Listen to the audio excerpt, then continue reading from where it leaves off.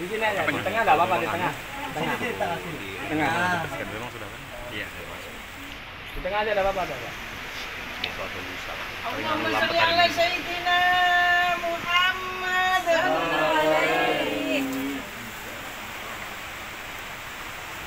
Enggak apa-apa.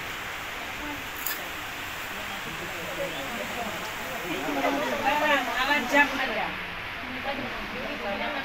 Atau di sampingnya Umi. Di sampingnya Ibu Aji bagus. Nah, sampingnya berdiri tapi berdiri. Ya, berdiri. Ah, itu. Assalamualaikum warahmatullahi wabarakatuh. Waalaikumsalam warahmatullahi wabarakatuh. Ali wa sahbihi ajma'in. Amma ba'du. Yang terhormat Ibu Hajar Rosa dan semua yang hadir di sini yang saya sayangi. Pertama-tama, marilah kita panjatkan rasa syukur kehadirat Allah Subhanahu wa taala. Yang mana pada hari ini kita dapat berkumpul di tempat ini dalam keadaan sehat walafiat. Amin amin ya rabbal alamin.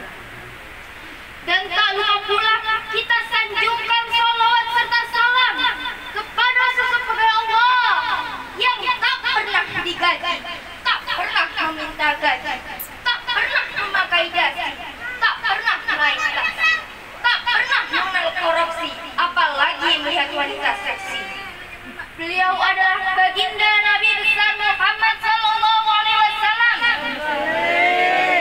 yang telah membawa kita dari alam kebodohan, dari alam kegelapan menuju alam yang terang benderang dan penuh ilmu pengetahuan.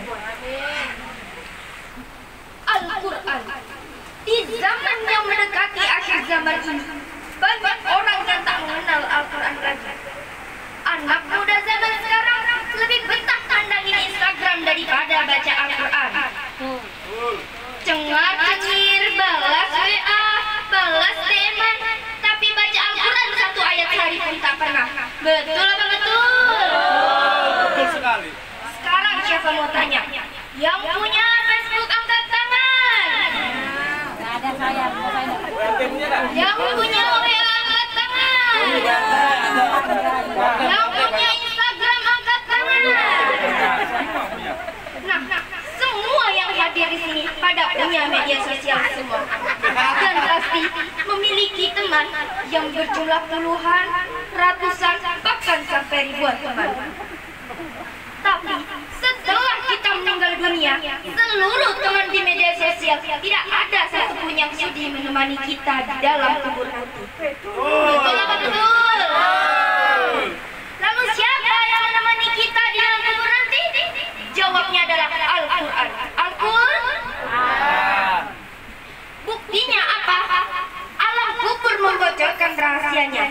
Ada 7 rahasia yang dibocorkannya. Salah satunya tentang bacaan Al-Quran. Begini para hadirin, alam kuburnya ngomong. Hai manusia, aku adalah tempat yang paling sepi di antara tempat yang paling sepi. Maka ramaikanlah aku dengan membaca Al-Quran. Nah, Pak, Bu, sudah jelas bukan?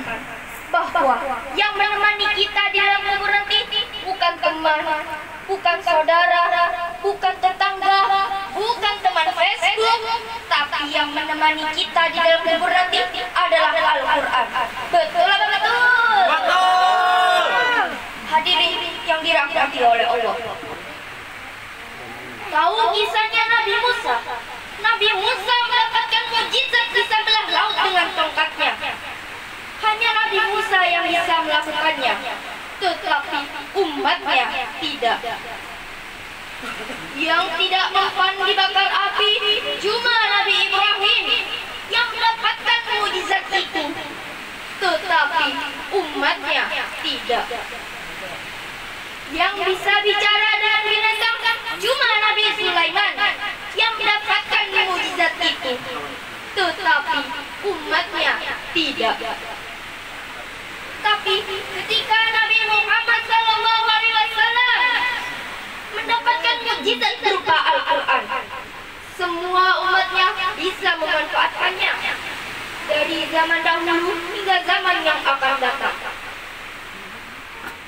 Ketika kita membaca Al-Quran, kita mendapatkan pahala dari sisi Allah. Bahkan Al-Quran dapat dijadikan obat untuk orang-orang yang beriman. Sebagaimana firman Allah dalam surah Al-Isra ayat 82. A'udzu billahi minasy syaithanir rajim. Bismillahirrahmanirrahim. Wa nunazzilu minal Qur'ani ma huwa shifaa'un wa rahmatun lil mu'minin. Wa la yazidu adh-dhalimina illa khasara. Yang artinya, dan kami turunkan dari Al-Quran suatu yang menjadi penawar dan rahmat bagi orang-orang yang beriman. Sedangkan bagi orang zalim, Al-Quran hanya akan menambah kerugian. Pak, Bu, punya Al-Quran tidak? Ya. Sering dibaca? Sering dibaca tidak? Berapa ayat dalam sehari, Bu?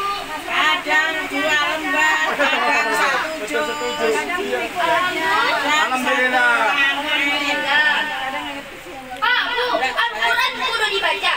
Jangan hanya disimpan di lemari kaca. Al-Quran kudu dijadikan pedoman. Jangan malah dijadikan mainan hanya untuk kepentingan. Al-Quran kudu dijadikan petunjuk. Jangan malah dibuat alat tunjuk menunjuk. Sekarang banyak orang Islam yang belajar Al-Quran dibuat untuk menunjuk sesama muslim yang lain. Ini sesat, ini salah, ini bid'ah. Giliran menunjuk pribadi, ahli surga, ahli Quran, ahli sunnah, ahli di jalan yang benar. Ini yang tidak dibenarkan. Al-Quran itu sudah pasti bahwa Al-Quran adalah petunjuk bagi orang-orang yang bertakwa. Dan difirmankan oleh Allah dalam surah Al-Baqarah ayat 2. Dzalikal kitabu la raiba fihi hudal lil muttaqin. Dan kitab Al-Quran tidak ada keraguan padanya, petunjuk bagi orang-orang yang bertakwa. Mari kita ajak anak, tetangga, saudara untuk mempelajari Al-Quran, agar generasi muda tidak hanya pandai ilmu dunia, tetapi juga pandai ilmu akhirat. Kita seharusnya malu ngakunya Islam tetapi tidak bisa membaca Al-Quran. Sekarang banyak orang tua yang bangga punya anak pandai bahasa Inggris. Bahasa Inggris maksudnya. Hingga jadi juara, tapi anaknya tidak tahu bacaan Al-Quran. Mereka tenang-tenang saja, tidak ada rasa miris, apalagi menangis. Sungguh ironis. Hadirin yang dirahmati oleh Allah, ada tiga hal yang pahalanya tidak akan terputus dan akan menolong kita di akhirat. Yang pertama, ilmu yang bermanfaat. Yang kedua, doa anak-anak yang soleh dan solehah. Yang ketiga, amal jariah. Bersedekah merupakan amal jariah yang akan menolong kita di akhirat nanti. Ketika kita bersedekah, harta kita memang berkurang, tapi keberkahannya akan bertambah. Maka Nabi mengatakan, "Manaqasa malu min shadaqatin." Tidaklah harta akan berkurang ketika bersedekah. Hadis riwayat Tirmizi. Padahal tidak ada catatannya dalam sejarah manusia bahwa seseorang bangkrut karena sedekahnya, karena pasti Allah akan menggantinya.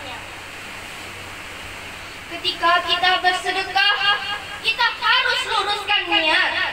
Kita harus tidak mengharapkan suatu imbalan dan pujian, dan tidak mengharapkan balasan kontan di dunia dari Allah. Misalnya kita sedekah 1 juta, mengharapkan imbalan 2 juta.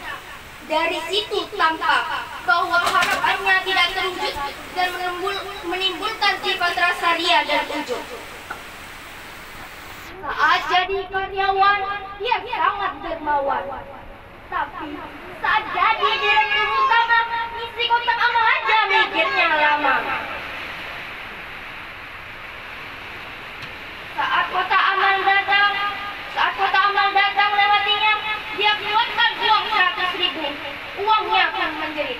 Jangan, kreditkan kami belum lunas. Nggak jadi dimasukkan lagi ke kantongnya. Kemudian dia keluarkan lagi uang 50.000. Uangnya pun menjerit. Jangan, uang belanja istri belum ada. Nggak jadi lagi Bu, kita masukkan ke kantongnya. Lalu dia ambil uang 10.000. Uangnya pun menjerit. Jangan, uang saku anak belum ada. Akhirnya dia ambil uang 500 rupiah. Mana 500-nya? Mana 500-nya? Lu bunyi deh. Bunyi 500. Uangnya pun menjerit. Jangan, saya malu sama Allah. Kenapa malu? Masa kencing aja bayar 2.000? Masa sampean ingin panjang umur, masuk surga, diberi rezeki yang banyak, cuma modal 500 rupiah. Betul apa betul? Tapi lain dengan Bu Haja Rosa. Jangankan uang 100.000, uang 1 juta pun langsung dia masukkan ke kotak amal. Betul aja. Semoga kita yang hadir di sini mendapatkan keberkahan dalam bersedekah. Amin amin ya robbal alamin. Sekian yang siapa sampaikan, kurang lebihnya mohon dimaafkan. Billahi taufiq wal hidayah. Wassalamualaikum warahmatullahi wabarakatuh. Waalaikumsalam.